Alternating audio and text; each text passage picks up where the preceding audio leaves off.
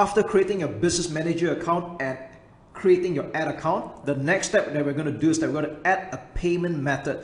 So to do just that, in the business settings, you will scroll down to payments and you'll arrive at a page like this. And you're going to click on add payment method.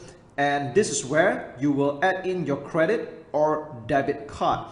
Now, I'm not going to actually put in my own details, but just want to give you a couple of heads up based on my personal experience is that when you add your credit card or debit card for the matter, you might get a small little charge of an equivalent of $1. And that's just Facebook's way of validating and verifying your credit card. So you might get an SMS notification or an email notification about it, depending on your arrangement with your credit card company. But not to worry that this amount is refundable to you within the next few working days. So it's just an equivalent of $1 to verify and validate your card.